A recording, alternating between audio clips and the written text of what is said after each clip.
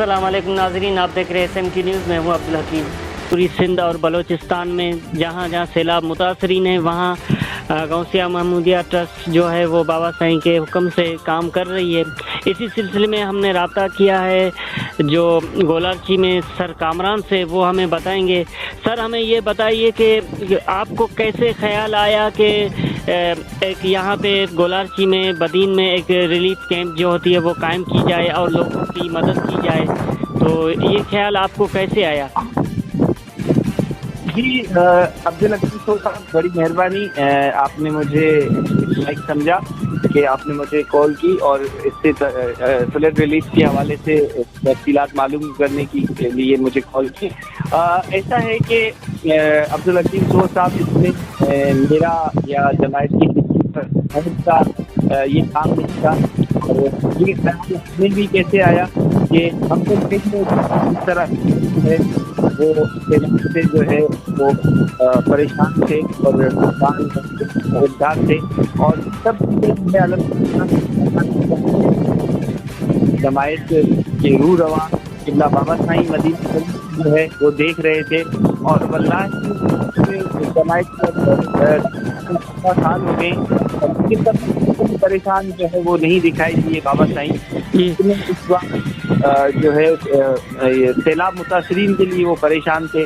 مجھے کافی کالس آئیں اور پھر نانا سائیں کو کالس آئیں، اور اس کے علاوہ ہم شکر گزار ہیں محمد رفیق صاحب کے کہ حاجی رفیق صاحب کا بہت بڑا کنٹریبیوشن ہے کیمپس کو قائم کرنے میں. اور مسلسل بابا سائیں جو ہے وہ مدینہ شریف اور عطا غلام مصطفیٰ جو ہے مدینہ شریف سے ہم سے جو ہے اپڈیٹس لیتے رہے، اور انہوں نے ہی پہلے جو ہے وہ حکم جاری کیا کہ آپ بس اٹھیں اور اس کام کو شروع کریں. اور الحمدللہ یہ بابا سائیں کا ہی فیض ہے اور بابا سائیں کا کمال ہے، اور بابا سائیں مدینہ شریف میں رہتے ہیں. اور یقیناً یہ حضور کے نظر ہے کہ ہم لوگوں نے تھوڑے ہی ٹائم میں اتنی زیادہ کیمپ قائم کر لی، اور ہزاروں گھروں میں اور ہزاروں لوگوں کو ہم نے جو ہے کھانا پہنچانا شروع کیا. اور الحمدللہ آج 9 دن گزر چکے ہیں اور اس سلسلے کو قائم رکھا گیا ہے. تو الحمدللہ یہ سب جو ہے بابا سائیں کے صدقے سے اور بابا سائیں کا ہی کمال ہے، ہمارا اس میں کوئی کمال نہیں ہے. اچھا، آپ جہاں بھی جس جگہ پہنچے ہیں تو وہاں لوگوں کے کیا تاثرات ہیں؟ وہاں آپ نے کیا کیا دیکھا؟ لوگوں کے جو حالات تھے اس بارے میں تھوڑا بتائیے. جی بالکل عبدالحکیم، میں آپ کو بتاتا چلوں کہ لوگ جو ہے جہاں ہم پہنچ رہے تھے تو لوگ بے یار و مددگار تھے، اور گورنمنٹ کی کیمپس تھے ان کی اور کوئی مدد نہیں کر رہی تھی.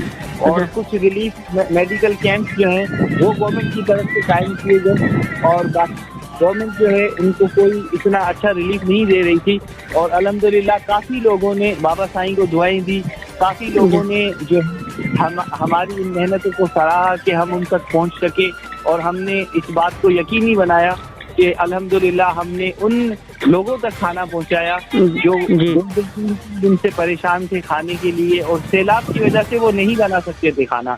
تو الحمدللہ ہم وہ کھانا اپنے پاس بنا کے اور ان تک وہ پکا ہوا کھانا پہنچایا.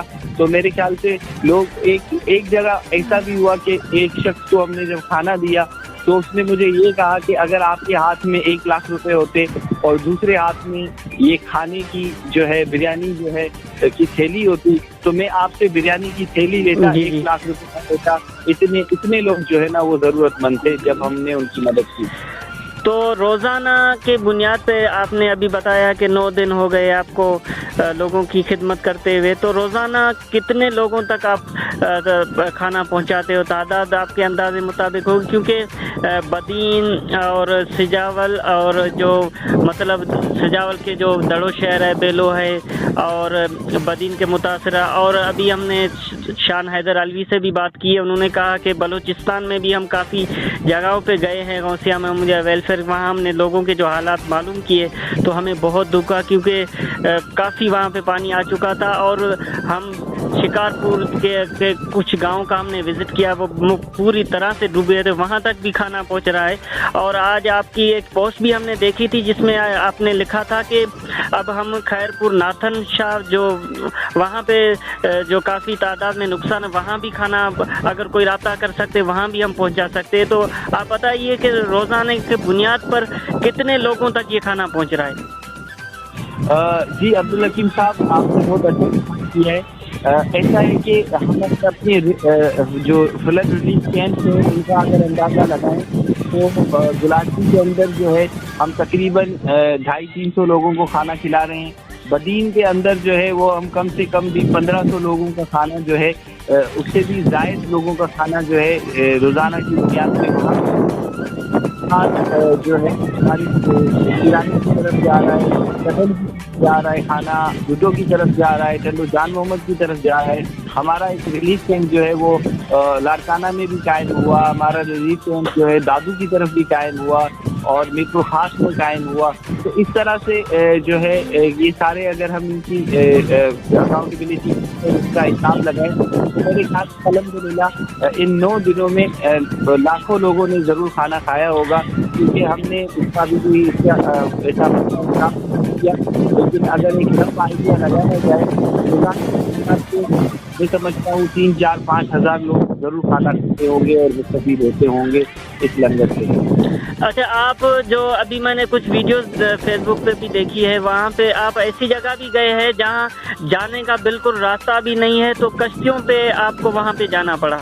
जी अब्दुल हकीम साहब, बिल्कुल आप सही फरमा रहे हैं, क्योंकि हमारी साहब भाई ने हमने जो पहले दिन इंस्ट्रक्शन दिए वो यही इंस्ट्रक्शन थे उन बंदे तक पहुँचे जहाँ कोई नहीं पहुँच सकता। तो अल्हम्दुलिल्लाह आपने देखा होगा कि हमारी जब ये कैंप बनना शुरू हुई और हमने काम शुरू किया तो नाना साहब हमारे साथ बैठकर उन लोगों तक गए और यहाँ तक कि जो हमारे पास सामान के ट्रक्स आ रहे थे तो उसमें जो है किबला बाबा साईं के जो शहजादे हैं, आपने देखा होगा कि वो खुद हमारे साथ जो है ऐसे ही खड़े थे जैसे हम लोग काम कर रहे थे, तो हमारे साथ वो मिलके काम कर रहे थे। तो यकीन मानिए ये एक आजिज़ी का बहुत बड़ा कमाल हमने देखा।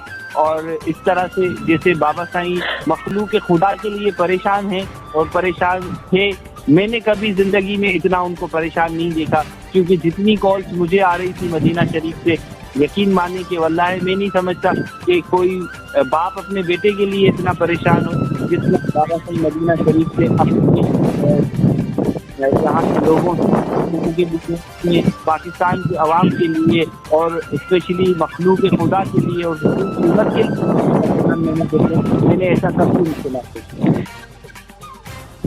जी सर कामरान, आपका बहुत बहुत शुक्रिया हमें वक्त देने के लिए और तफसीलात से आगाह करने के लिए। जज़ाकल्लाह।